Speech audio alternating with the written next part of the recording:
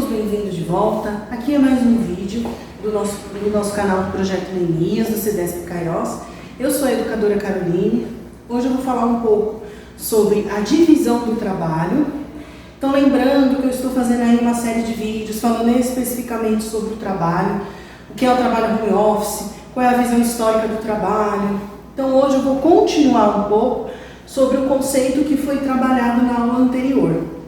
Então, lembra que eu dei um parâmetro sobre como era o trabalho na Idade Antiga, na Idade Média e na Idade Moderna. Hoje eu vou focar na Idade Moderna, para falar dessa divisão e também falar das transformações que nós estamos sofrendo e que já está acontecendo, já está acontecendo já faz algum tempo. Então, pensando enquanto divisão do trabalho, no início da Idade Moderna, nós vamos ter as pessoas que criam e as pessoas que executam. As pessoas que criam, elas normalmente são pessoas intelectualizadas, que têm estudo, ensino superior, então está muito voltado para a valorização do trabalho intelectual. Então essas pessoas vão criar, desenhar, conceber enquanto ideia. E você vai ter um outro grupo, que vai ser das pessoas que simplesmente executam. As pessoas que executam, elas não necessariamente vai precisar ter uma especialização. Elas simplesmente vão chegar em algum lugar, para trabalhar, por exemplo, num local, e elas vão fazer atividades compartimentalizadas, ou seja, ela não vai ver o trabalho todo, ela vai ver só aquela parte que ela fez daquele trabalho. Então, normalmente são pessoas que não precisam de habilidades técnicas para fazer a execução de um trabalho.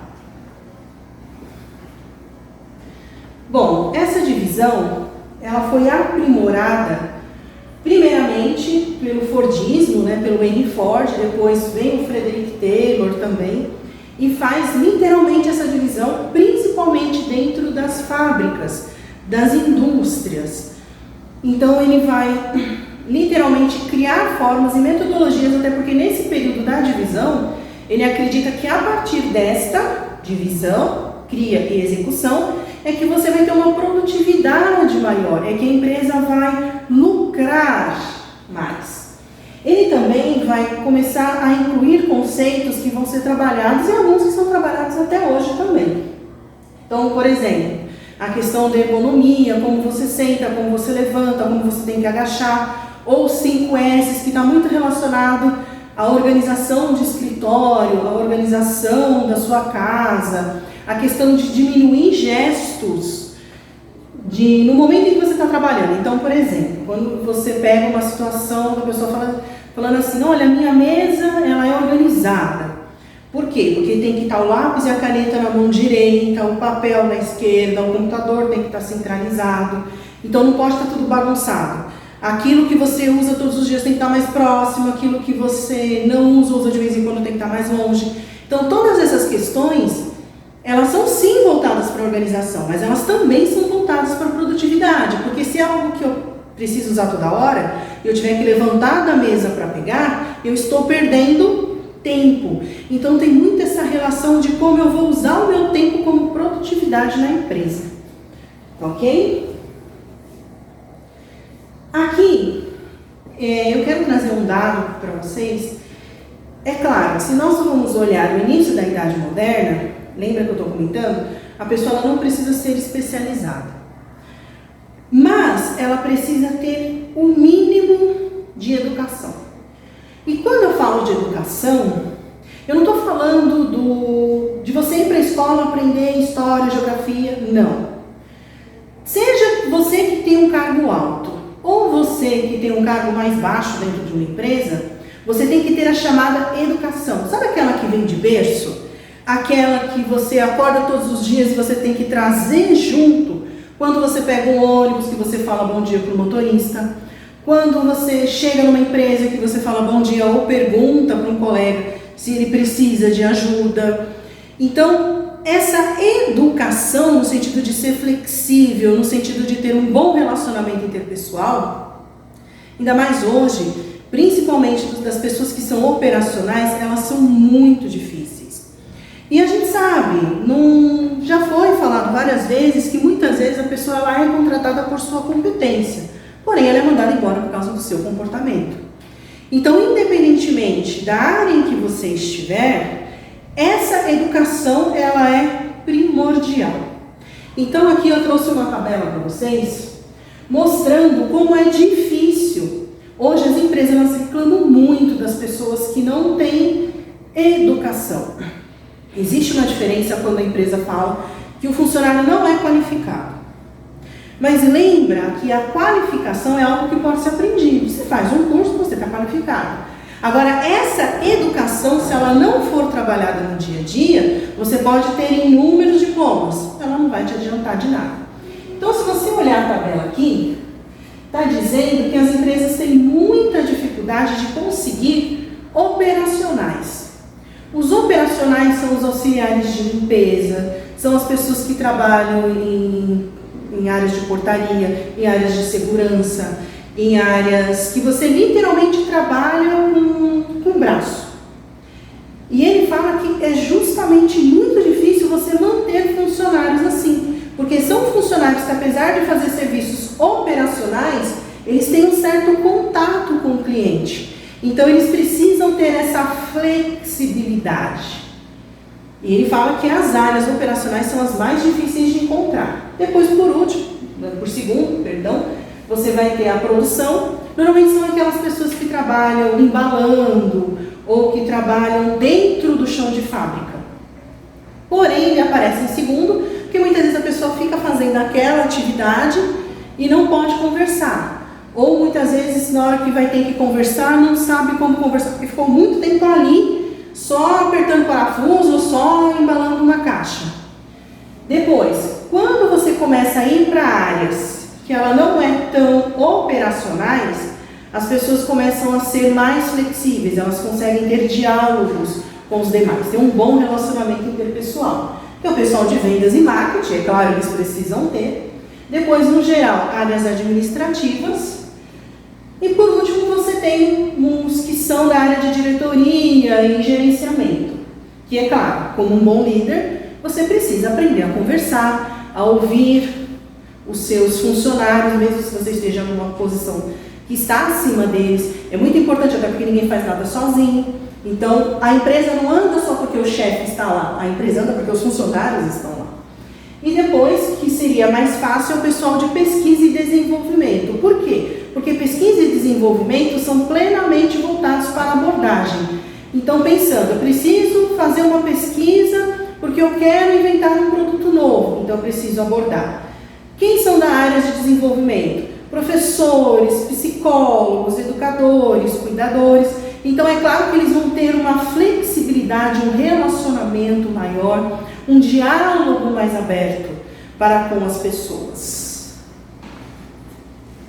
Bom, agora eu vou traçar para vocês o que o trabalhador, o que do ponto de vista do trabalhador e do ponto de vista da empresa, eles acham que é uma dificuldade. Então, pensa, a empresa ela fala, eu quero buscar um funcionário no mercado. Eu quero ver como é que é esse funcionário. Então, o que ele entende do ponto de vista do empregador? Vou até começar aqui por baixo. Falta de confiança e medo de falhar. Então, por exemplo, ele acha funcionários que na hora da entrevista fala que sabe que eu sei tudo, eu sei fazer tudo, eu faço isso, eu faço aquilo, eu pinto e eu bordo. E quando chega na hora, o funcionário, além de não saber, não vai atrás para ter o conhecimento. E eu não estou falando só de curso. É aquilo que nós estávamos conversando antes. Eu não consigo chegar para um colega e perguntar se ele pode me ajudar. Eu não consigo ter confiança para dizer, eu errei, posso melhorar nisso. Depois, falta de motivação. Esse é um tema muito interessante, porque muitas vezes a pessoa fala assim, o que me motiva é o meu salário. O que me motiva é se a empresa me dá benefícios, né? Porque o brasileiro adora benefício, eu também adoro benefício, vamos ser sinceros. Mas, quando ele está falando dessa motivação, ele está falando do que você gosta de fazer enquanto trabalha. O meu pai dizia o seguinte, eu falo muito engraçado, ele diz que você não tem que fazer o que gosta, você tem que gostar daquilo que você faz, é diferente. Porque nem todo mundo, por exemplo, vai ser um jogador de futebol. Mas ali talvez você ache, por que eu quero ser jogador de futebol? Porque eu quero ser famoso, porque eu quero me relacionar bem. E existem outras profissões que você pode fazer isso. Então por isso é que há essa troca. A motivação está muito ligada a isso. Não é você fazer só o que você gosta, mas você gostar daquilo que você faz. Então isso é muito importante. Falta de experiência de trabalho. É claro que no caso tem trabalhos que requerem experiência. E tem o outro que fala de que você só consegue ter algumas habilidades se você tiver experiência. Esses dois últimos é muito interessante, porque quando você pergunta, por exemplo, para uma empresa que ela está buscando estagiários, eu não sei se alguém já viu vagas assim no LinkedIn, mas aparece. Eu quero estagiário para trabalhar 6 horas por dia, o estagiário tem que ter experiência. Aí você fala, nossa, mas por que o estagiário tem que ter experiência? Porque muitas vezes a pessoa que ela vem crua, ela não sabe o básico. Ela não sabe, por exemplo, bom dia. Ela não sabe que ela tem que chegar no horário. Ela não sabe que se o chefe dela não tiver, ela não trabalha. Então, quando estamos atrelando a questão de experiência com falta de habilidade, muitas vezes a pessoa acha que é uma habilidade relacionada à função. Mas não é. São habilidades simples e que hoje a maioria das pessoas não tem.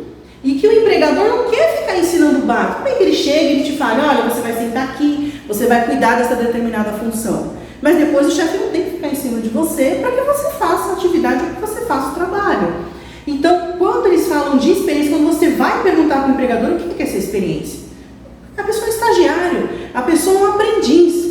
Aí ele fala, Carol, como é que eu vou ter um aprendiz que não vai para a escola? Como é que eu vou ter um aprendiz que não sabe escrever? Sendo que saber aprender a escrever não é algo que você aprende no trabalho, é que você aprende na escola. Então isso quando você chega no trabalho você já tem que ter. Tá? E do ponto de vista do trabalhador, ele fala que o mercado é desafiador. Mas desafiador em que sentido? O que essa pessoa quer? O que essa vaga exige? Será que você tem? Será que é algo que se você assistir um vídeo, você fizer um teste, você consegue? Ou é algo que você precisa fazer um curso? Por que ele é desafiador? Qual é o receio? O que é esse desafio? Depois, comprometimento e falta de suporte familiar. Então, o comprometimento é o comprometimento com o seu trabalho. Já que você se prontificou a fazer algo, seja ele voluntário, seja ele pago, se você fez o seu trabalho, você tem que fazer. Então, às vezes, essa falta de comprometimento está no fato da pessoa nem querer fazer, nem conseguir fazer. A pessoa está pagando, o empresário está pagando para você fazer aquilo e você não faz. Tem algumas situações de sala de aula que é fantástica. Os adolescentes, adultos, quando eles chegam para mim, eu falo para eles duas coisas que deixam eles apavorados. Primeiro, eles vão fazer a apresentação. Eles querem morrer. Não, porque eu tenho medo, porque eu tenho vergonha, porque eu não consigo. E muitas vezes eu começo incentivando, não, vamos, né? Vamos fazer tal coisa. Depois eu falo, então, mas você não veio aqui fazer curso? Você não veio aqui para aprender isso? Então como é que você chega num lugar e se nega a fazer? E muitas vezes a pessoa leva esse costume para o trabalho. Então não pode. Se você se propôs a fazer algo, faça. O que você se propôs a fazer. Depois, saúde e deficiência do profissional. Quando ele fala de saúde, ele fala de situações assim. A pessoa não se cuida. A pessoa tem, sei lá, ela adquiriu diabetes no trabalho, ou ela é uma pessoa muito estressada, às vezes é aquela pessoa que quer fazer tudo direitinho, que quer mostrar que nunca errou na vida.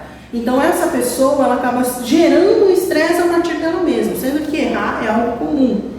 Você pode errar, você só não pode cometer o mesmo erro 2 ou 3 vezes.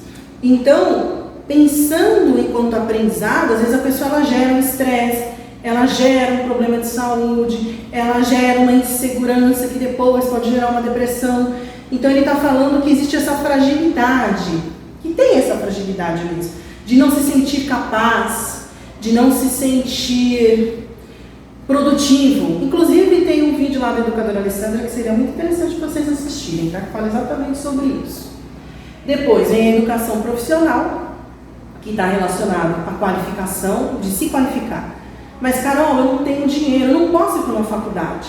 Hoje você tem inúmeras ETECs que te dão curso gratuito. Você tem o caso das nossas instituições que são CEDESPs, que te dão um curso gratuito. Tem curso das mais variedades, que você não paga um centavo.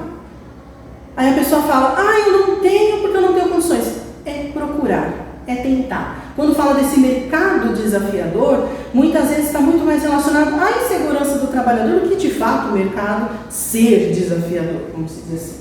E por último, porém não menos importante, é a localização geográfica. Então é claro, nós sabemos que a cidade de São Paulo, ela não é estruturada e organizada.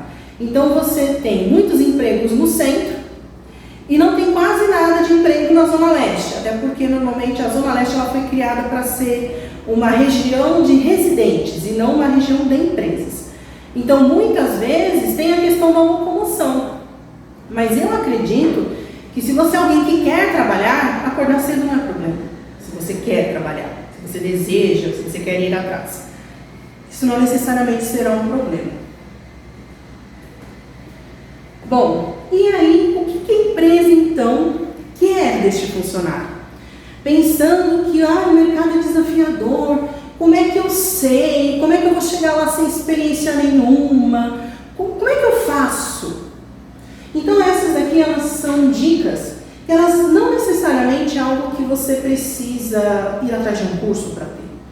Claro, ter um curso ajuda, mas isso está muito mais relacionado às questões internas. Então, por exemplo, autocontrole, que é a capacidade cognitiva de aprender. Então, se ela está trabalhando sob pressão, como é que você consegue? Ou você é aquela pessoa que quando alguém te aperta, você já começa a chorar. Ou você já acha que o mundo vai acabar. Ou cadê o seu autocontrole? Porque as coisas podem dar errado no meio do caminho. Aí você vai cair, mas depois você levanta, bate a poeira e continua. Depois, ética. Como é que você lida com os seus erros? Como é que você lida com o sucesso do outro, com o sucesso dos seus colegas, por exemplo? Então, a ética está muito relacionada a como eu lido com cada pessoa, como eu lido com os meus desafios, ou aquilo que eu acredito que eu preciso aprender.